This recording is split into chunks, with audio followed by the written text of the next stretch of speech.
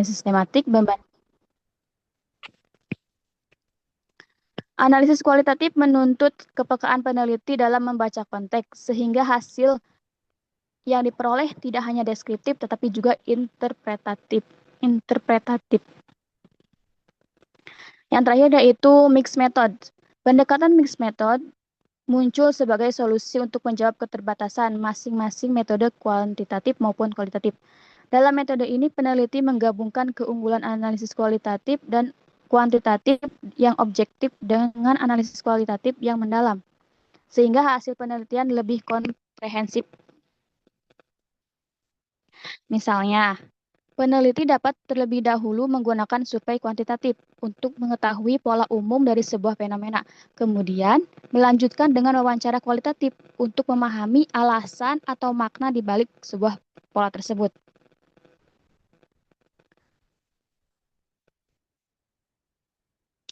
Dan pembahasan selanjutnya yaitu mengenai langkah-langkah dalam analisis data.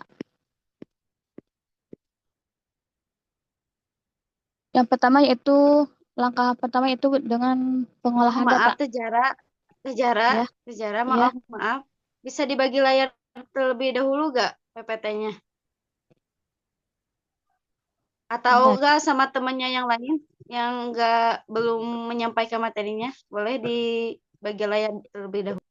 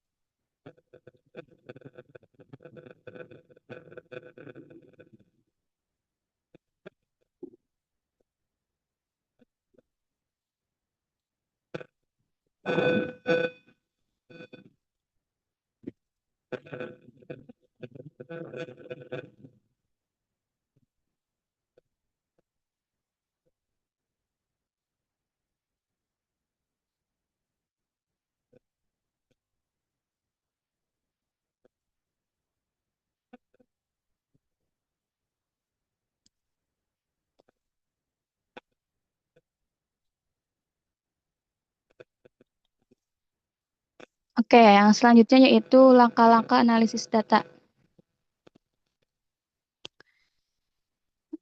Yang pertama yaitu pengolahan data. Tahapan pertama dalam analisis data adalah melakukan pengolahan terhadap data yang telah dikumpulkan. Pada tahap ini, peneliti harus memastikan bahwa data bersih dari kesalahan, duplikasi, atau inkonsistensi. Dalam penelitian kuantitatif, pengolahan biasanya meliputi pengecekan kelengkapan jawaban responden, memberikan kode numerik pada setiap kuesioner, serta memasukkannya ke dalam perangkat lunak statistik.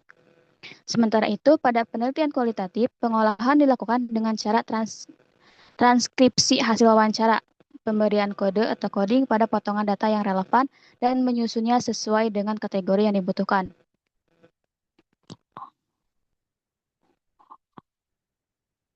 Selanjutnya yaitu deskripsi data. Setelah data diolah, langkah berikutnya adalah menyajikan dalam bentuk deskriptif agar lebih mudah dipahami. Deskripsi data bertujuan memberikan gambaran awal mengenai pola atau tren yang muncul. Dalam penelitian kuantitatif, data sering ditampilkan melalui tabel, distribusi frekuensi, grafik batang, diagram lingkaran, atau histogram untuk memperlihatkan perbandingan dan kecenderungan. Pada penelitian kualitatif, deskripsi data dapat berbentuk kutipan langsung dari hasil wawancara atau ringkasan naratif dari temuan lapangan. Dengan adanya tahap ini, peneliti dapat mengidentifikasi karakteristik utama data sebelum melangkah ke analisis yang lebih mendalam. Yang terakhir yaitu uji hipotesis. Bagi peneliti kuantitatif yang menggunakan hipotesis, tahap selanjutnya adalah melakukan pengujian hipotesis dengan bantuan metode statistik. Uji hipotesis bertujuan memastikan apakah dugaan awal peneliti terbukti benar atau tidak berdasarkan data yang ada.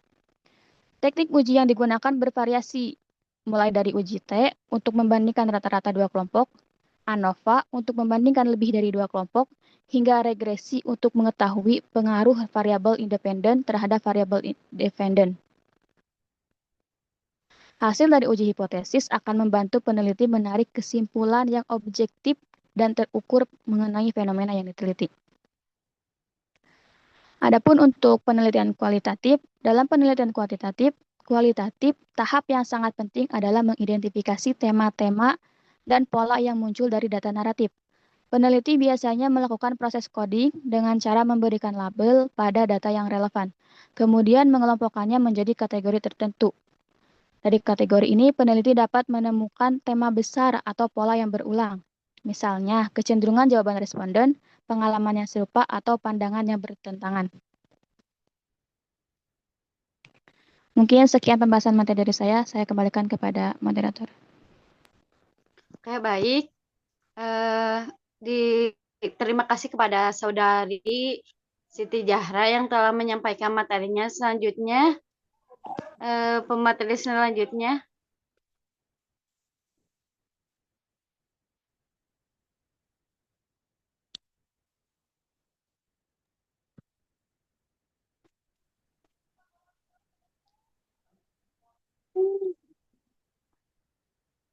Oke, pemateri selanjutnya. Apakah Ira sama saudari Islah?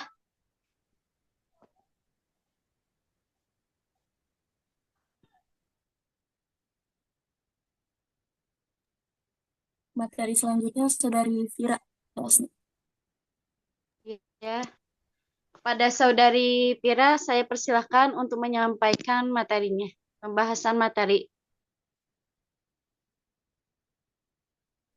Sebentar, Teh.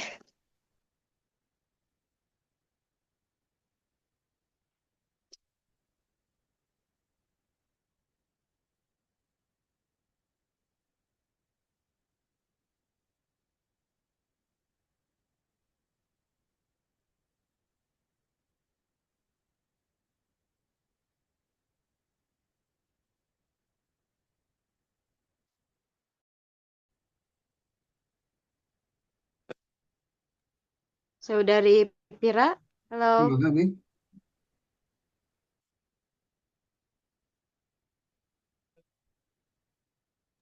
Sebentar, Teh, sebentar.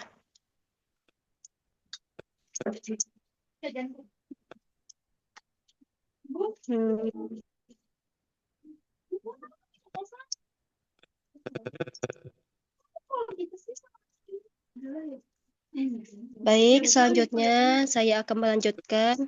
Cari pohon dan hurungkan. B, C, D, E.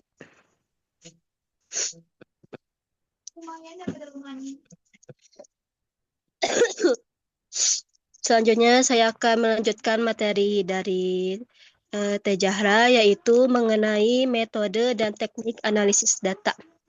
Nah, metodenya itu yang pertama ada statistik deskriptif. Statistik deskriptif adalah metode yang digunakan untuk memberikan gambaran umum tentang data melalui ringkasan numerik.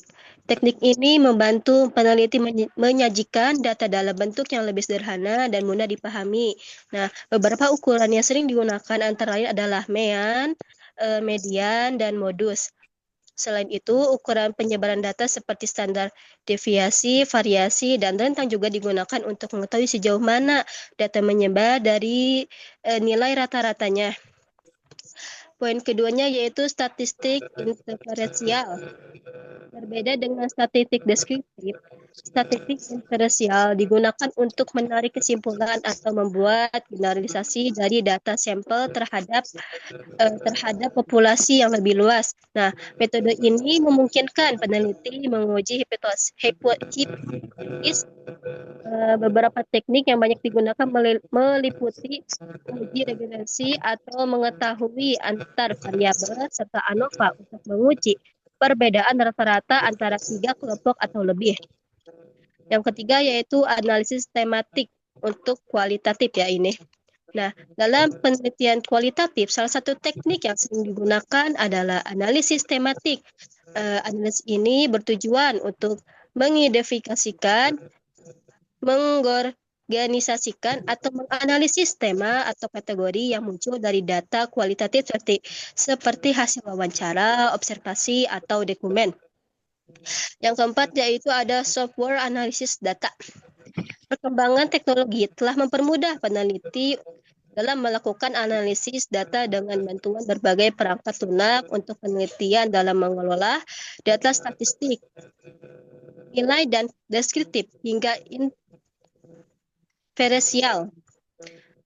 Sementara itu, dalam Peoselina, kalimatil aplikasi seperti NFIV atau Atnasi dapat membantu peneliti melakukan coding. Selanjutnya yaitu langkah-langkah menarik kesimpulan. Nah, langkah-langkah menarik kesimpulan di sini yang pertama adalah interpretasi hasil analisis data.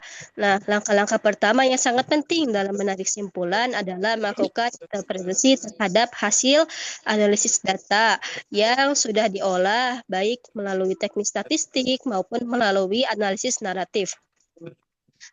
Pada dasarnya masih berupa angka, tabel, grafik, atau kumpulan kategori yang memerlukan pemaknaan lebih lanjut. Selanjutnya yaitu membandingkan dengan literatur. Nah, setelah peneliti memahami makna dari hasil analisis, tahap selanjutnya adalah membandingkan temuan dengan literatur yang relevan. Hal ini mencakup teori, konsep, maupun hasil penelitian terdahulu yang memiliki keterkaitan dengan topik yang sedang dikaji. Nah, tujuannya adalah untuk melihat posisi peneliti yang dilakukan dalam peta pengetahuan yang lebih luas. Poin selanjutnya yaitu menarik implikasi. Nah, langkah berikutnya adalah menarik implikasi dari hasil penelitian. Implikasi memiliki dua dimensi, yaitu teoritis dan praktis. Implikasi teoritis berhubungan dengan kontribusi penelitian terhadap perkembangan ilmu pengetahuan, seperti memperkuat teori yang ada, memberikan perspektif baru, atau menghasilkan model konseptual yang bisa dijadikan acuan peneliti. Sementara itu, implikasi praktis berhubungan langsung dengan penerapan temuan penelitian dalam kehidupan nyata. Sebagai contoh, penelitian tentang efektivitas suatu metode pembelajaran dapat memberikan masukan bagi guru, sekolah, atau membuat kebijakan pendidikan. Poin D-nya yaitu keterbatasan penelitian. Nah, setiap penelitian memiliki keterbatasan yang perlu diakui secara jujur dan objektif. Keterbatasan dapat berupa aspek metodologi, seperti instrumen, pengumpulan data yang belum sempurna, keterbatasan jumlah sampel, atau kesulitan dalam mengendalikan variabel luar. Poin selanjutnya yaitu rekomendasi untuk peneliti selanjutnya. Berdasarkan keterbatasan yang ada, peneliti kemudian dapat memberikan rekomendasi bagi peneliti di mana di masa mendatang. Nah, rekomendasi bisa berupa saran metodologis, misalnya memperluas ukuran sampel, menggunakan instrumen yang lebih akurat, atau mengubah metode kuantitatif dan kualitatif agar lebih menyeluruh. Poin selanjutnya yaitu cara menarik simpulan yang baik.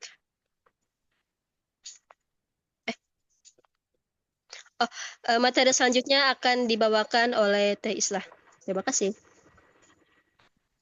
Oke, terima kasih kepada Saudari Pira yang telah menyampaikan materinya. Selanjutnya dilanjutkan oleh Saudari Isa Fatimah. Kepadanya saya persilahkan. Baik, terima kasih kepada moderator. Lanjutnya yaitu di slide selanjutnya cara menarik kesimpulan yang baik. Di poin pertama yaitu ada berbasis data yang bukan asumsi. Jadi simpulannya harus didasarkan pada data dan hasil dari analisis, bukan pada asumsi atau spekulasi. Kesimpulan dalam penelitian ilmiah tidak boleh disusun hanya berdasarkan pendapat subjektif peneliti. Semua simpulan wajib ditopang oleh data empiris yang telah dianalisis menggunakan metode yang sesuai. Dan yang B, ada simpulan yang harus menjadi pertanyaan penelitian yang mengonfirmasi atau menolak hipotesis. Jadi fungsi utama dari kesimpulannya adalah memberikan jawaban yang tegas terhadap rumusan masalah yang diajukan sejak awal penelitian. Jadi dalam penelitian kualitatif, simpulan juga digunakan untuk menentukan apakah hipotesis yang diajukan terbukti benar dan diterima atau sebaliknya malah ditolak. Yang C, ada kesimpulan. Simpulan harus dirumuskan secara jelas, ringkas, dan to the point, jadi tanpa mengulangi hasil analisis secara berlebihan. Jadi dalam simpulan ini, idealnya disampaikan dalam kalimat yang padat, lugas, dan mudah dipahami gitu loh. Penelitian yang tidak perlu mengulang detail analisis yang sudah dijelaskan lagi. Jadi gitu.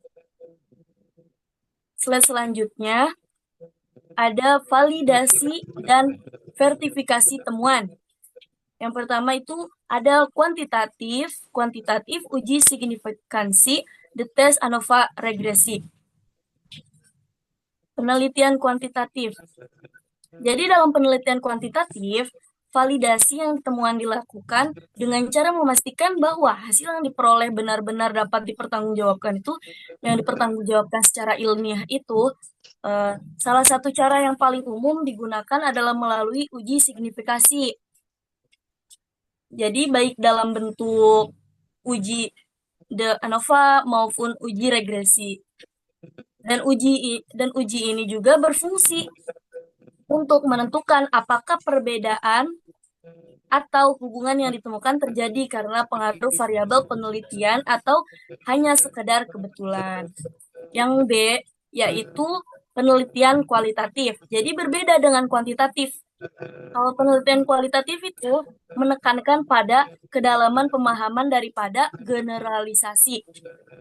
Jadi, oleh karena itu, validasi temuan tidak dilakukan dengan uji statistik, melainkan dengan cara trimulasi data. Trimulasi ini melibatkan penggunaan berbagai sumber data, metode, atau perspektif untuk melihat suatu fenomena dari berbagai sudut pandang. Misalnya tuh dari sudut pandang data wawancara yang dapat dikombinasikan dengan observasi lapangan, terus dan dokumen tertulis untuk memastikan konsistennya temuan.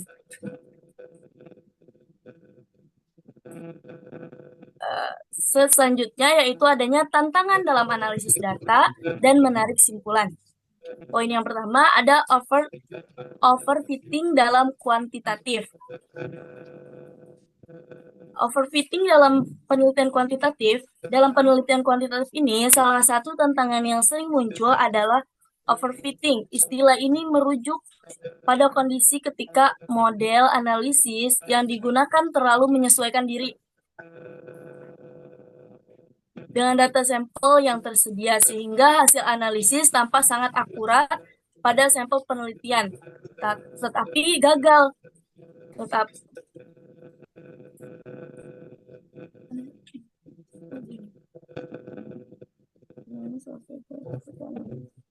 Yang disampaikan terlalu menyesuaikan diri dengan data sampel yang tersedia, sehingga hasil analisis tampak sangat akurat dan sampel penelitian tetapi gagal berlaku ketika diterapkan pada populasi yang lebih luas.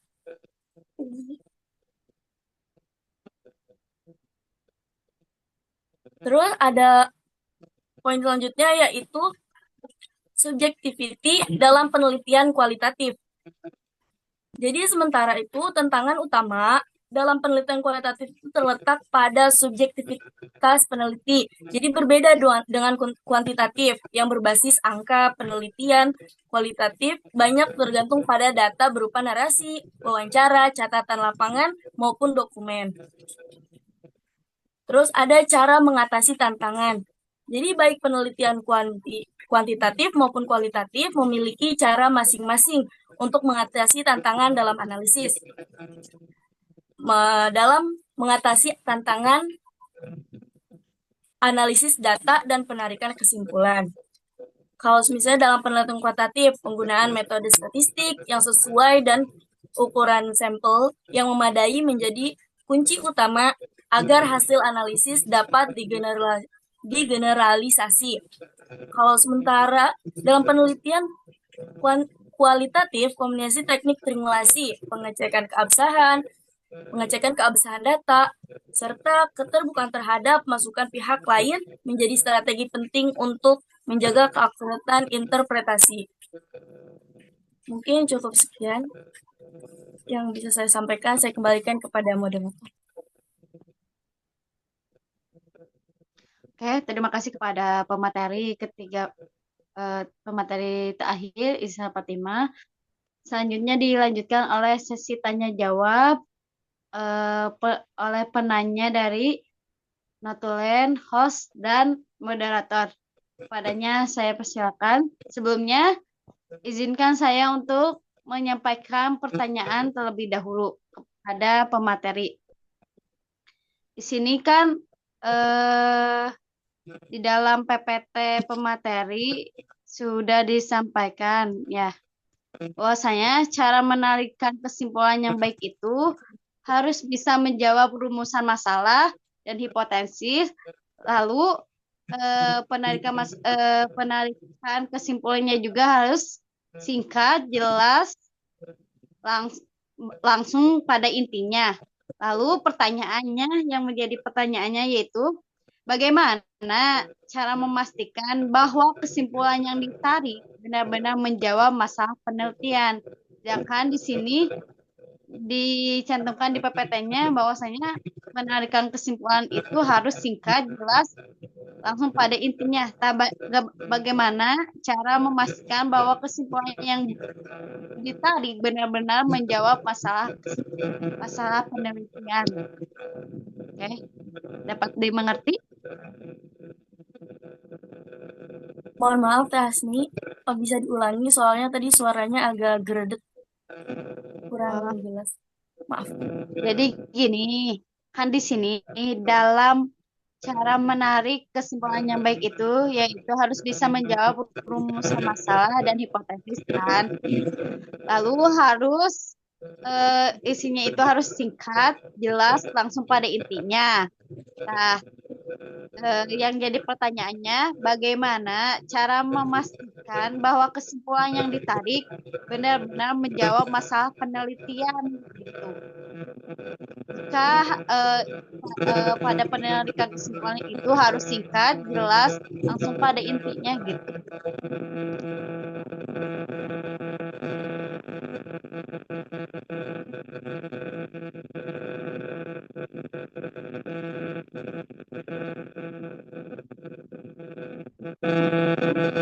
Oh maaf, ternyata suara ini dari saudari Siti Zahra Aulia. Bisa di-mute suaranya.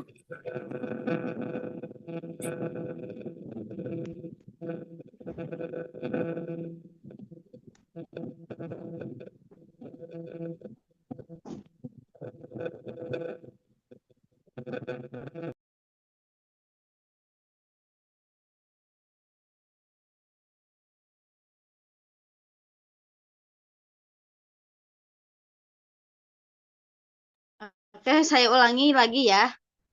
Kan di sini, di dalam cara menarik kesimpulan yang baik itu harus bisa menjawab rumusan masalah dan hipotesis.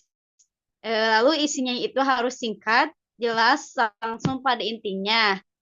Yang menjadi pertanyaannya, bagaimana cara memastikan bahwa kesimpulan yang ditarik benar-benar menjawab masalah penelitian itu dari kan diharuskan singkat, jelas, dan harus pada intinya gitu. Bagaimana memastikan bahwasannya ya, kesimpulan kita itu benar-benar sudah menjawab masalah penelitian tersebut. Oke, dapat dimengerti pertanyaannya? Iya, iya sudah Teh Hasni. Oke. Tadi cuma ngasih tahu Oke, doang. Oke, dilanjutkan pertanyaan dari notulen dan pertanyaan dari saudari Wapa dan Nina. Padanya saya persilahkan.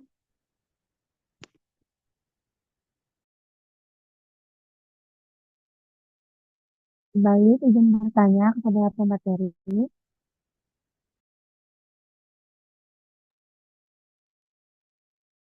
Pertanyaannya yaitu di dalam materi yang saya sampaikan di materi tadi disebutkan bahwasanya analisis baik bertujuan membuat data yang menjadi informasi yang bermakna. Nah, menurut pemateri, apa risiko terbesar jika peneliti memiliki teknik analisis data? Mungkin itu saja.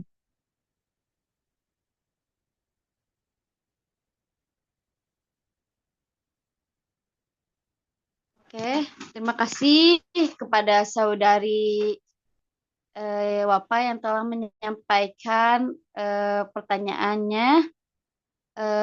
Selanjutnya, berhubung saudari Ninanya sedang kurang sehat, jadi pertanyaannya diwakilkan saja. Pertanyaannya yaitu tentang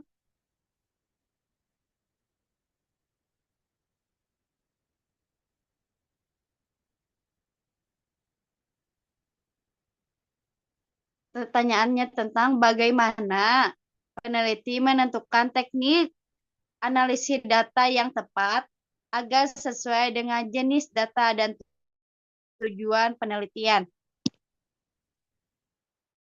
Pertanyaannya, bagaimana peneliti menentukan teknik analisis data yang tepat agar sesuai dengan jenis data dan tujuan penelitian?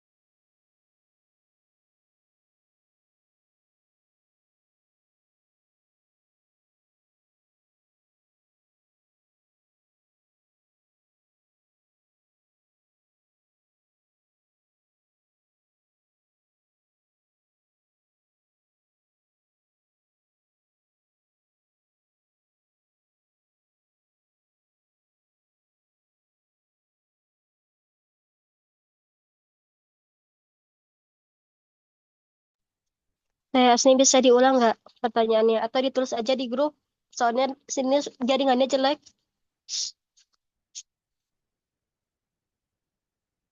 Jadi kurang kedengaran.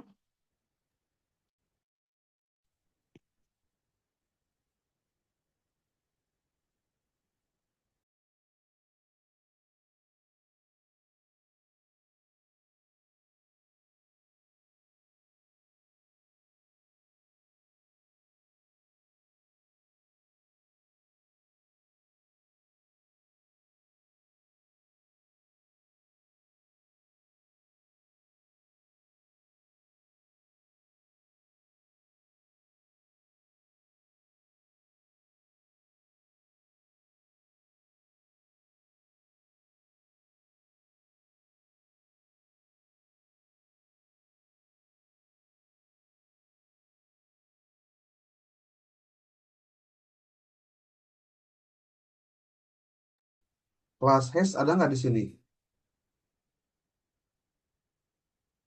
Halo? Ada Kang, ada. Ada berapa Belum orang? masuk semua. Ada berapa Belum orang? masuk semua. Ya Baru sebagai berapa orang? Lamun kelas HES tiga. masuk semua, ini jumlahnya mau Tiga, iya pasti lebih. baru tiga. Tiga. Tuh. So kasih tahu yang lain aja. Ya Kang.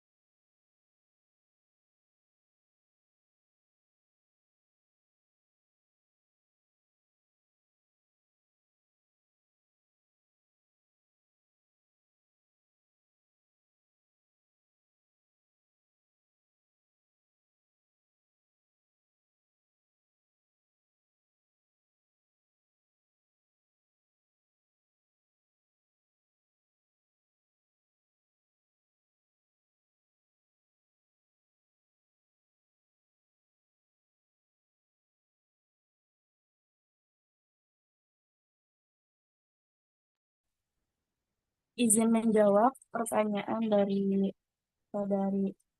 Teh Wapa. Yang pertanyaannya itu dalam materi kan disebutkan bahwa analisis data itu bertujuan mengubah data mentah menjadi informasi yang bermakna. Terus menurut pemateri ini apa resiko terbesar jika penelitian salah memilih teknik analisis data?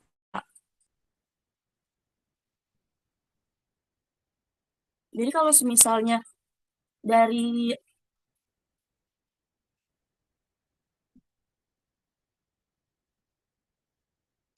kalau pengambil analisisnya aja udah salah, kalau misalnya data.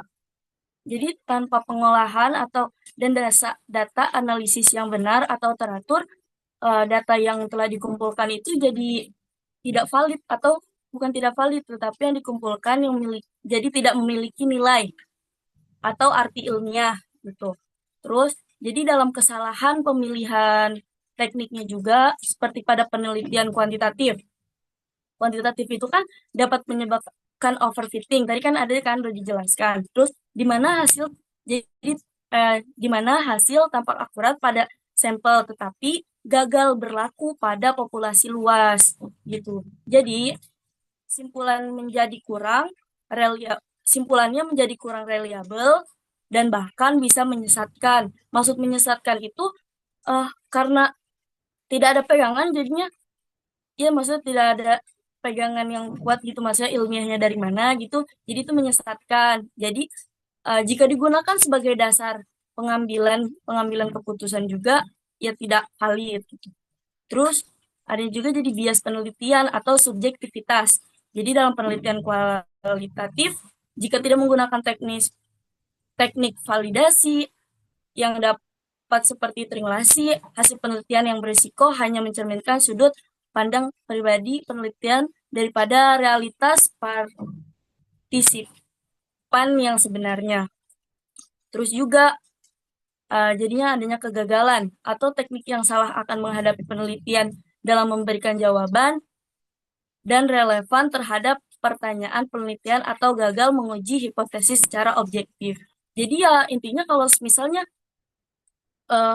kita mengambilnya salah teknik atau kayak gitu ya mungkin jadi tidak valid mungkin ininya apa hasilnya.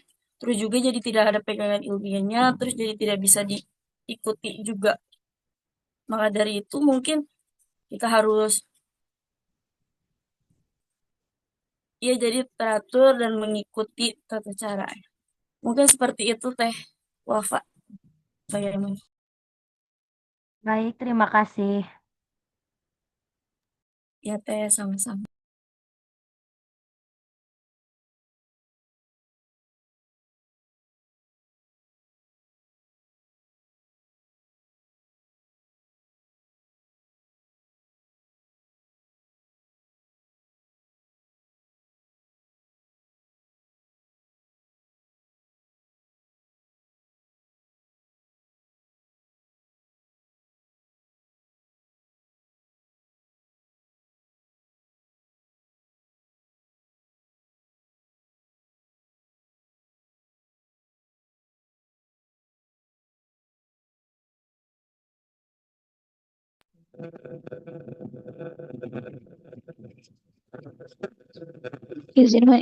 Izin menjawab pertanyaan dari Teh Asmi.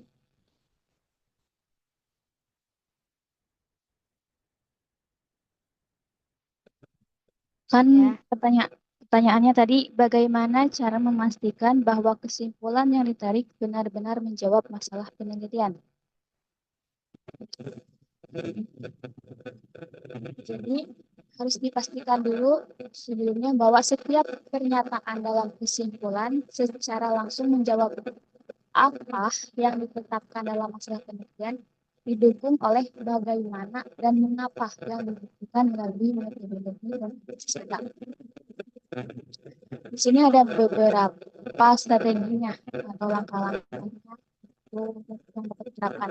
Yang pertama dengan memahami masalah penelitian secara mendalam.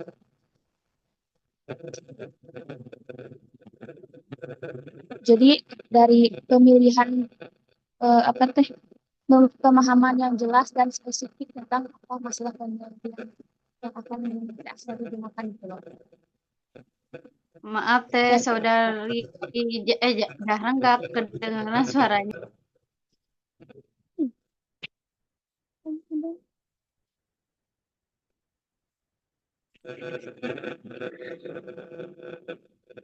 Oke, apakah sudah terdengar Asni?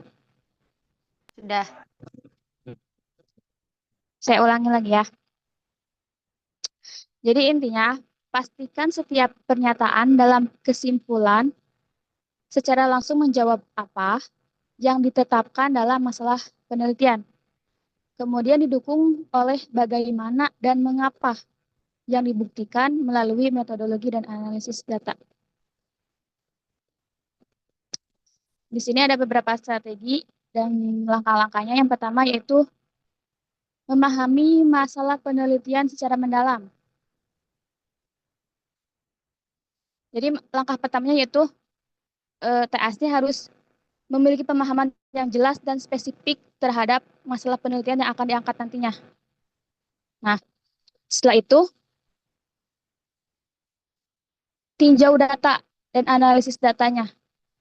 Periksa kembali semua data yang telah TASD kumpulkan dan analisis yang telah TASD lakukan.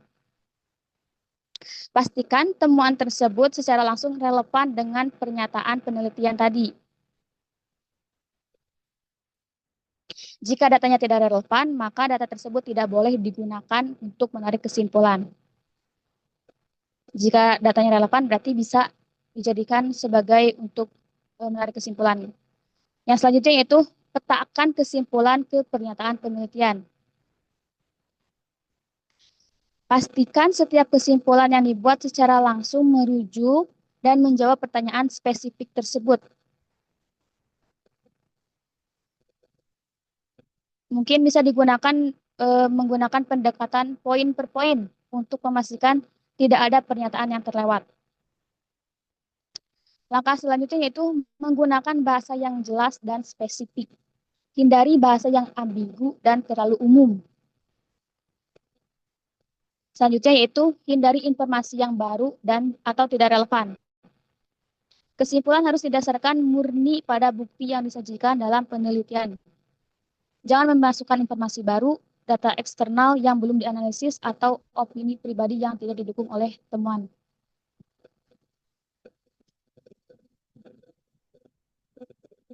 Mungkin seperti itu, Tasni. Oke, terima kasih Saudara Zahra. Baik.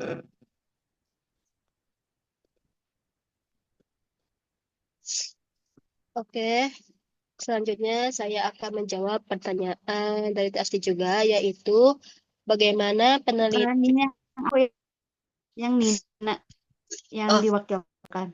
Oh ya, yang dari Nina yang diwakilkan oleh Teh Asni, yaitu bagaimana peneliti menentukan teknik analisis data yang tepat agar sesuai dengan jenis data dan tujuan penelitian.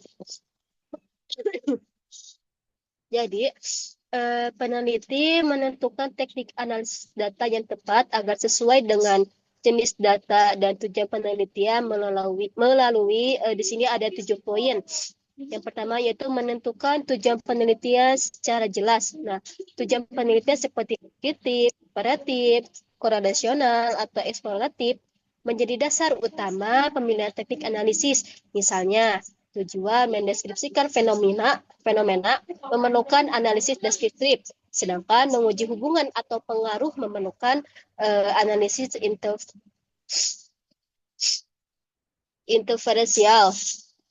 Yang kedua yaitu mengidentifikasikan jenis dan sifat data. Nah, peneliti harus memastikan apakah data bersifat kuantitatif atau kualitatif. Nah, kalau kuantitatif cocok dianalisis dengan statistik deskriptif atau interferensial. Kalau kuantitatif itu dianalisis dengan teknik tematik, kategorisasi atau interpretatif.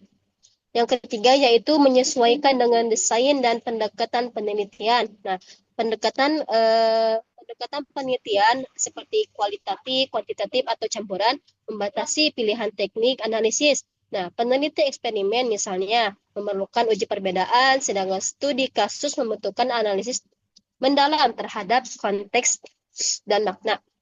Nah, yang keempat yaitu memperhatikan jumlah sampel dan karakteristik responden.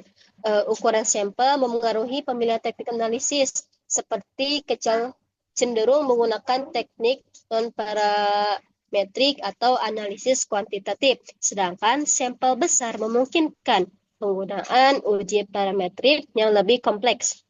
Yang kelima yaitu memeriksa asumsi dan persyaratan teknik analisis. Peneliti perlu memastikan bahwa data memenuhi asumsi teknik analisis yang dipilih, seperti normalitas, homogenitas, genitas, atau linearitas. Jika asumsi tidak terpenuhi, peneliti harus memiliki teknik alternatif yang lebih sesuai. Yang keenam yaitu mengacu pada teori dan penelitian terdahulu. Pemilihan teknik analisis diperkuat dengan rujukan metodologis dan praktis pemilihan sebelumnya yang relevan, sehingga analisis data memilih dasar ilmiah yang kuat dan dapat dipertanggungjawabkan. Dan yang terakhir yaitu menjamin keterkaitan langsung antara analisis dan rumusan masalah. Nah, setiap teknik analisis yang digunakan harus berkontribusi langsung dalam menjawab rumusan masalah dan tujuan penelitian. Bukan sekedar karena teknik tersebut populer atau mudah digunakan. Jadi intinya tujuan penelitian menentukan arah, jenis data menentukan alat, dan desain penelitian menentukan cara analisisnya. Jadi gitu.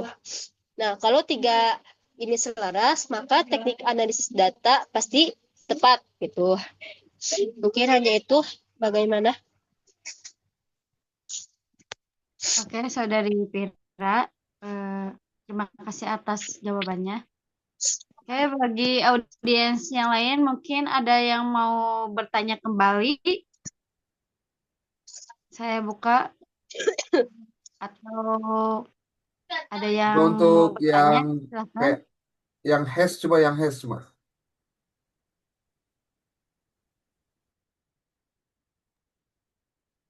Halo hash.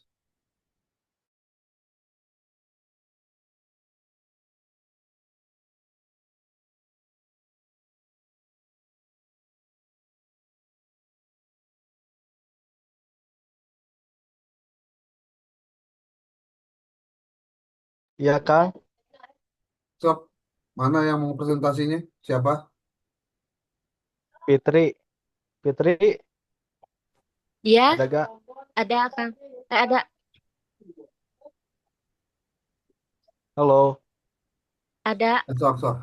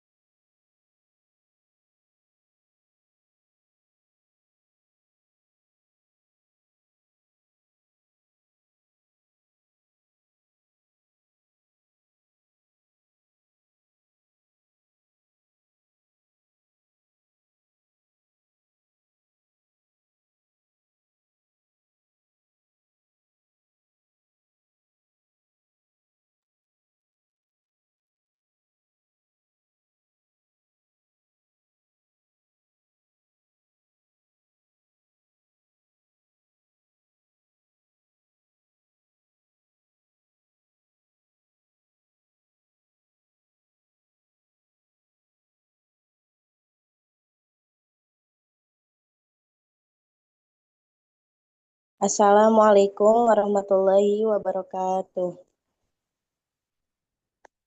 Bismillahirrahmanirrahim. Yang pertama-tama, marilah kita panjatkan puja dan puji kehadirat Allah Subhanahu wa Ta'ala. Shalawat bertangkaikan salam, semoga tercurah limpahkan kepada baginda alam, Kanjeng Nabi besar Muhammad Shallallahu Alaihi Wasallam. Yang saya hormati, Akang Mulyawan sebagai dosen pengampu mata kuliah metodologi penelitian, dan yang saya hormati teman-teman sekalian, Alhamdulillah pada hari ini kita semua dapat melaksanakan kegiatan seperti biasa. Pada kali ini kami dari kelompok terakhir akan memaparkan materi mengenai analisis data dan penarikan simpulan.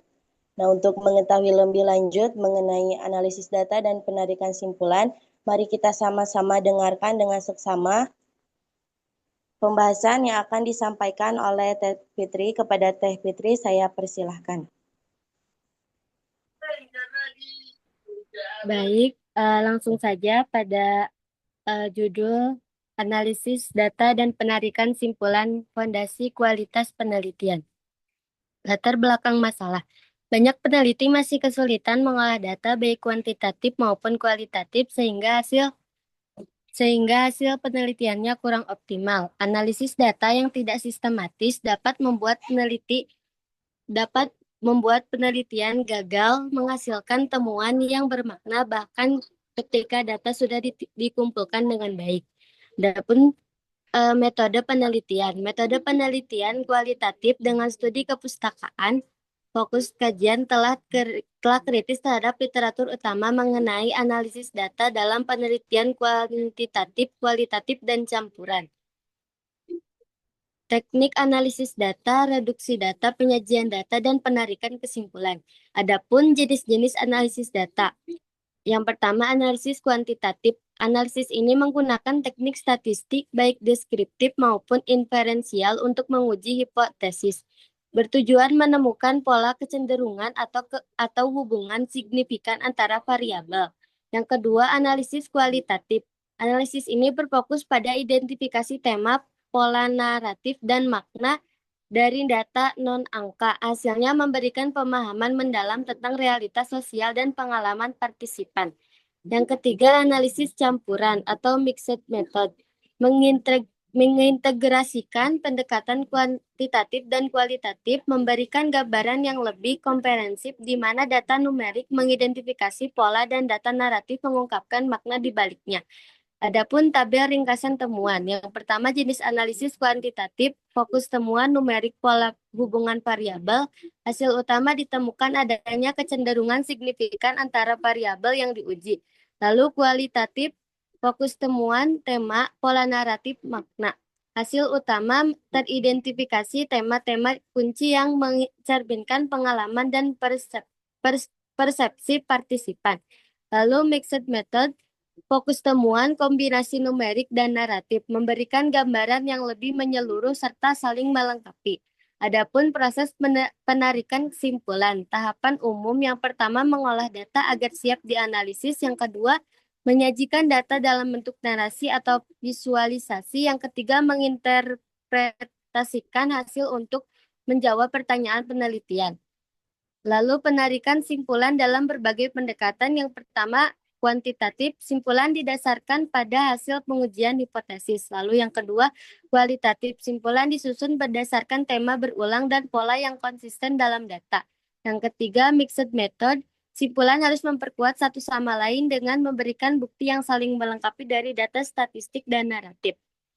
Pentingnya validasi untuk menjamin keabsahan temuan penelitian. Teknik validasi yang pertama kuantitatif, pengujian signifikan dan reliabilitas. Yang kedua kualitatif, triangulasi konfirmasi kepada partisipan dan pembahasan sejawat atau perdiskusian. Yang ketiga kesimpulan dan kontribusi penelitian. Kesimpulan utama, analisis data adalah fondasi utama yang menentukan validitas dan kebermaknaan simpulan. Yang kedua, analisis data kuantitatif dan kualitatif serta integrasi keduanya melalui metode campuran terbukti memberikan pemahaman yang komprehensif. Lalu kontribusi penelitian. Secara teoritis, simpulan tidak hanya produk teknis tetapi juga hasil konstruksi makna yang kontekstual. Secara praktis, memberikan landasan bagi peneliti untuk lebih teliti dalam mengolah dan menafsirkan data agar hasilnya relevan. Implikasi dan saran. Implikasi yang pertama perlu pemahaman mendalam tentang prosedur analisis data agar simpulan valid, reliable, dan berkontribusi secara teoritis maupun praktis. Penelitian ini berhasil menunjukkan adanya celah antara teori dan praktik, khususnya dalam aspek verifikasi dan integrasi data. Adapun saran untuk penelitian selanjutnya, yang pertama mendalami integrasi metode kuantitatif dan kualitatif dengan teknologi modern, meng, me- mengeksplorasi metode analisis interdisipliner untuk menghasilkan simpulan yang lebih akurat dan signifikan. Mungkin itu saya kembalikan lagi kepada moderator.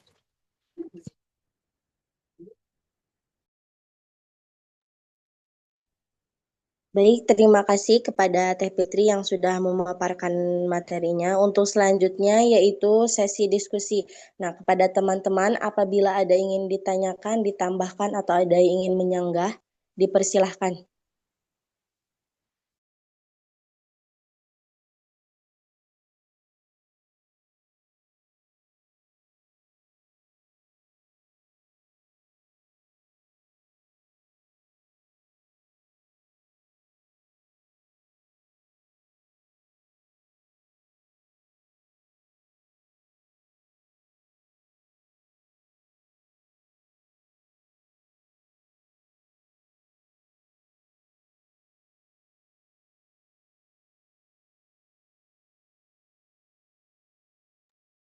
Kepada teman-teman hukum ekonomi syariah, apabila ada yang ingin ditanyakan, dipersilahkan. Penanya wajibnya kan kelompok satu ya. Mana kelompok satunya?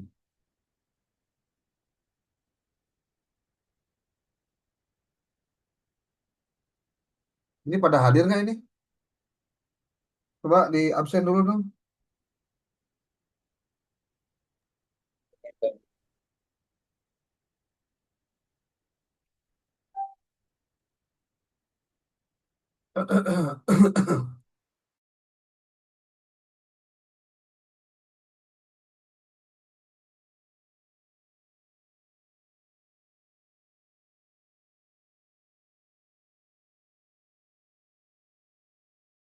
PJ-nya mana PJ-nya? Coba dicek itu kelompok satunya atau kelompok dua yang harusnya paparan. Bertanya. Kelompok dua yang nanya. Ya, Nggak hadir kelompok satunya. tadi kuliah anu pagi nggak ada? Nggak ada, Kang. Nggak ada. Nah, nah berarti kan di penilaian aktivitas dan apa dan partisipasi berarti nggak ada tak kosong dia. Ya,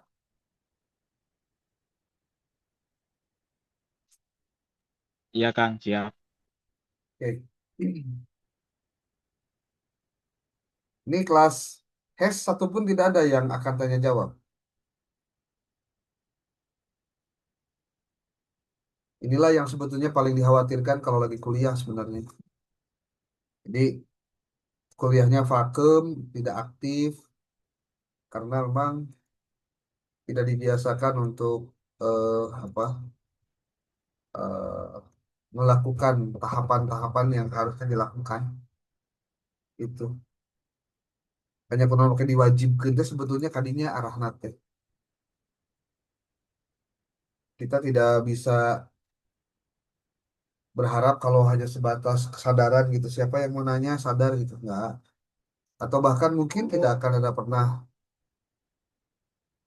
ada pernyataan apapun lagi.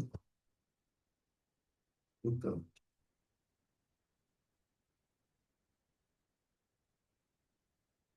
Oke lah. Kelompok PAI 1 dengan HES 3 dengan HES ya. Hari ini akan menjawab pertanyaan yang bertanya tentang jadwal untuk diskusi gimana-gimananya. Ya, otomatis kemudian kita akan sampaikan sekarang. Kenapa eh, perlu untuk disampaikan harus tetap dilaksanakan walaupun dengan Zoom? Karena yang namanya presentasi itu baik yang di online atau offline itu Satu hal yang wajib dilakukan. Jadi mau tidak mau tetap dilaksanakan nih. Laksanakan. Oke, kita akan masuk ke pembahasan proses analisis data dan menarik simpulan untuk penelitian kuantitatif dan juga kualitatif. Kalau untuk di penelitian kuantitatif, teknik analisis data, kamu bisa cek di bagian akhir bukunya Imam Mahali tentang metodologi penelitian kuantitatif. Di situ ada pembahasan khusus panjang lebar satu bab tentang apa? Tentang kuantitatif itu bagaimana cara melakukan observasinya. Bagaimana cara melakukan apa? Teknik analisis datanya. Ini gua akan di share screen buat kalian.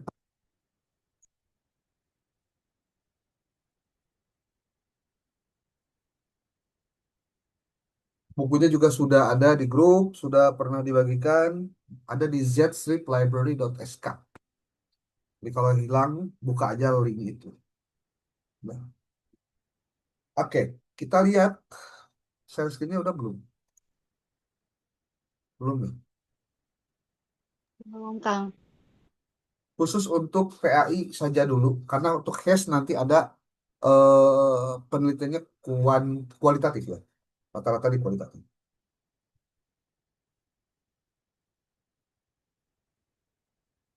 Kita bahas dulu yang kelas PAI, ya PAI yang kuantitatif ataupun kuantitatif.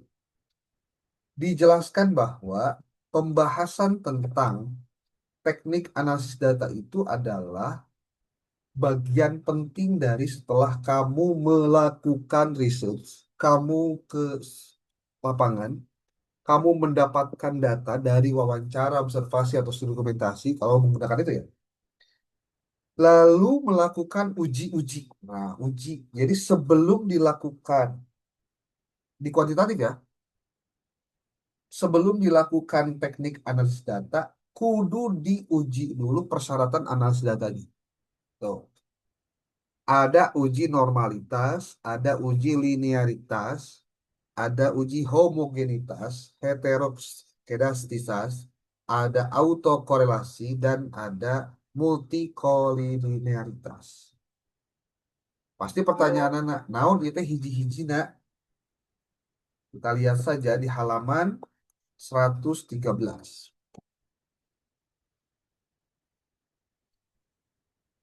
Apa saja yang akan dijelaskan di dalam bab ini?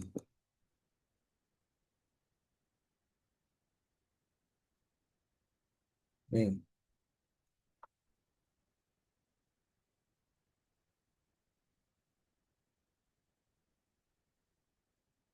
ini harusnya bisa masuk nih. Lambat nih.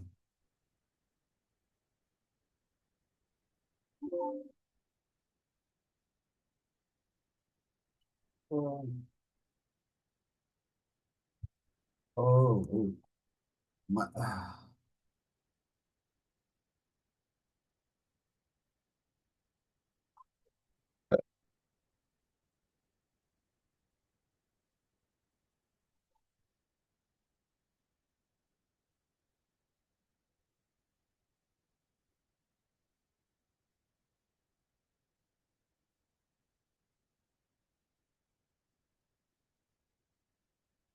Kalau kamu menggunakan, nah ini, bab 7, bagian 7.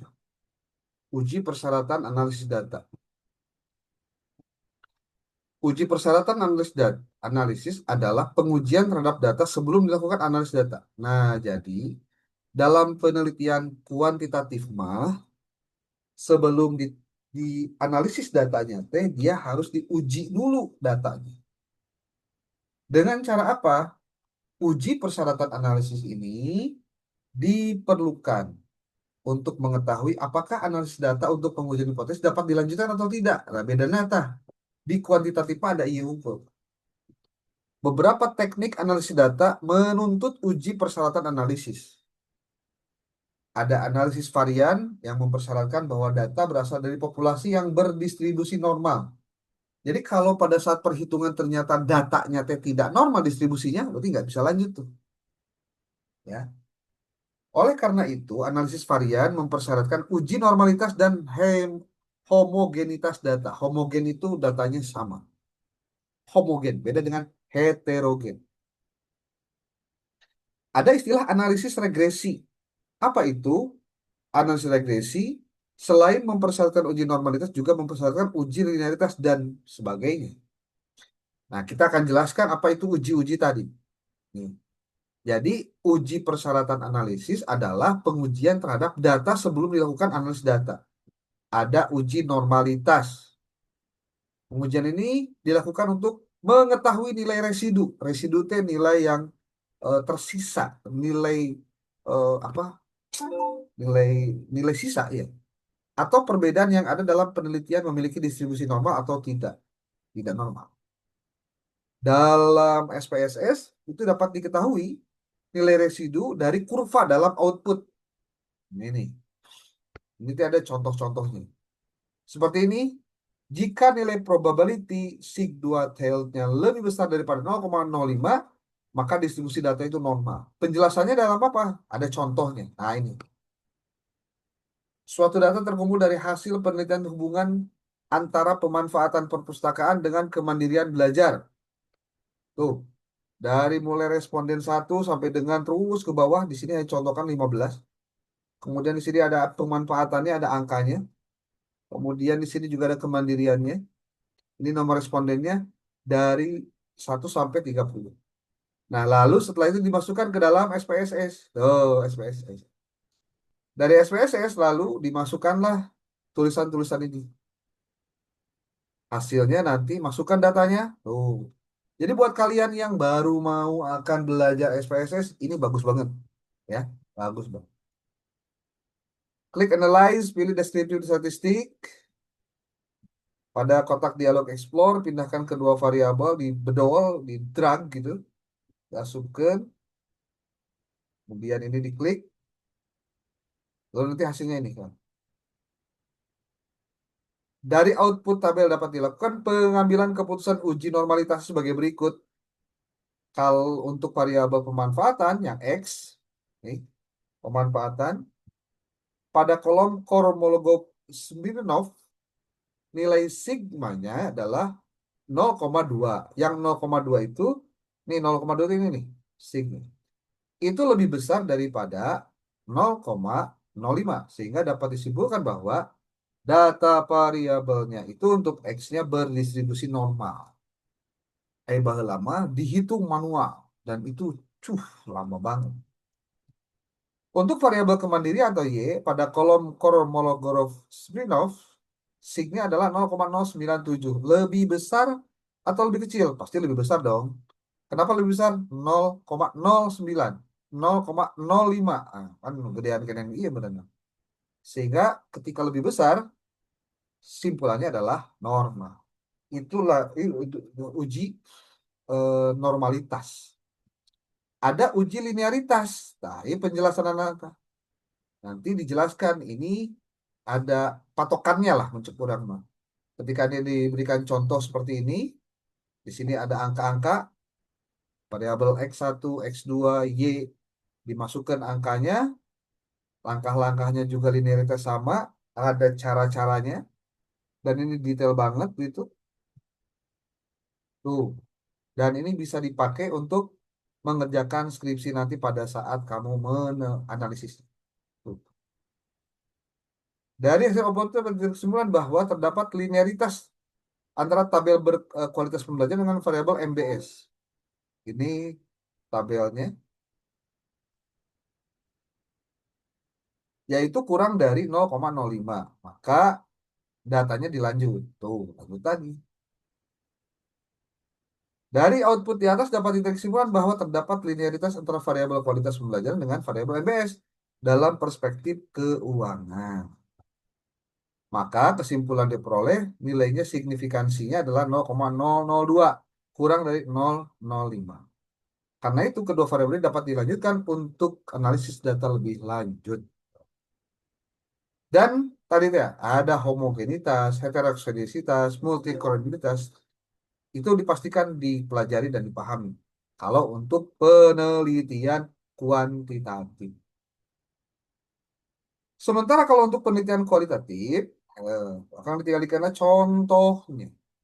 Kamu boleh cek di dalam internet, ada buku judul nate eh, apa ya? Metodologi penelitian kualitatif. Ya ini. Kalau di dalam ini kalau kalian lihat nih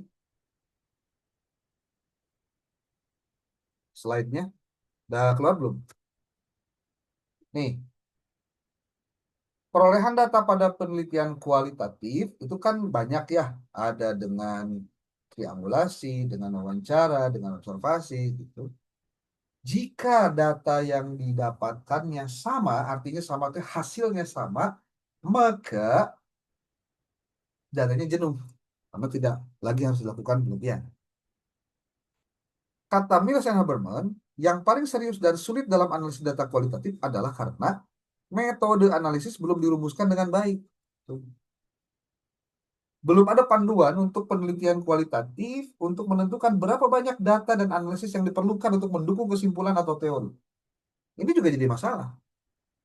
Sehingga pasti teknik analisis data yang digunakannya polanya banyak sekali. Nah, Mills and Haberman itu salah satu yang menawarkan bagaimana cara untuk melakukan analisis data. Nah, yang pasti ketika kamu melakukan penelitian, analisis data itu ada sebelum di lapangan. Ada data yang pada saat di lapangan dan ada setelah keluar di lapangan. Tuh, ini penjelasannya jelas sekali. Ada data selama di lapangan, ada analisis data selama di lapangan. Modelnya ada Spradley, ada Mills and Haberman. Kita nanti lihat yang Mills and Haberman mah data collection, data reduction, ada data display, ada conclusions.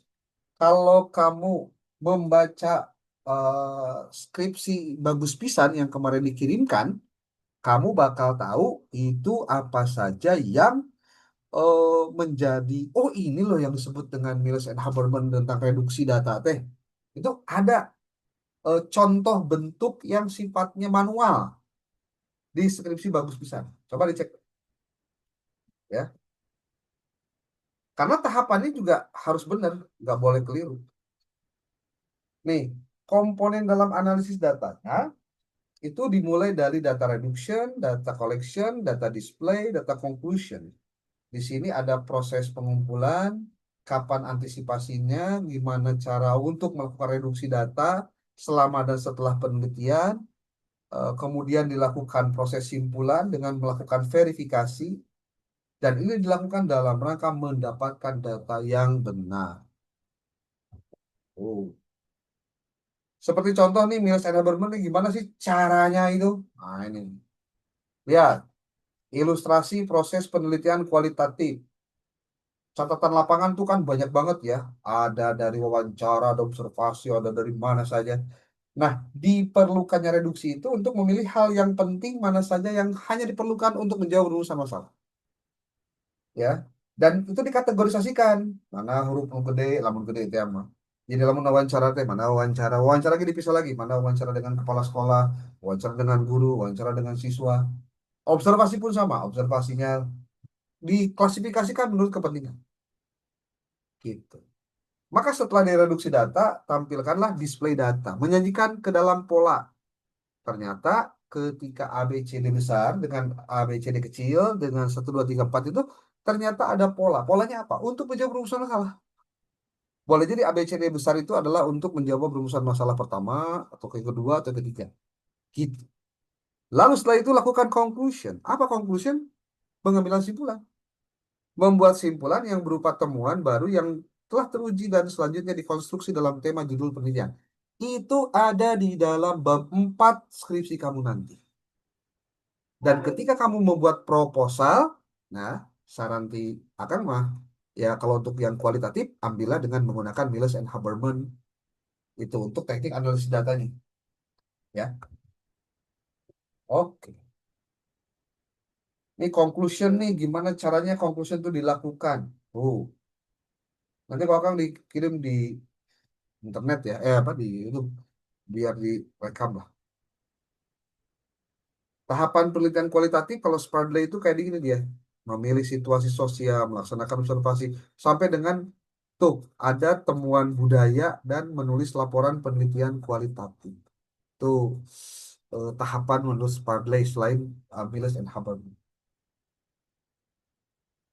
Nah, bagaimana macam-macam dari analisis data kualitatif menurut Spradley? Dia bisa melakukan analisis domain, analisis taksonomi, ada analisis komposional, ada analisis tema kultural. Itu bisa dibaca ya, pelajar. Akang yakin tidak semua materi ini akan dipahami betul hari ini. Tapi seiring berjalannya waktu ketika kalian harus mengerjakan skripsi, kamu juga harus baca-baca. Mungkin disitulah kesempatan kamu belajar untuk mendalami aslinya. Ya. Oke, akan minta untuk kelas HES dan PAI 1 yang hadir tolong di absen, yang tidak hadir juga di absen, nanti langsung posting di grup. Ya. Ada pertanyaan boleh? Silakan.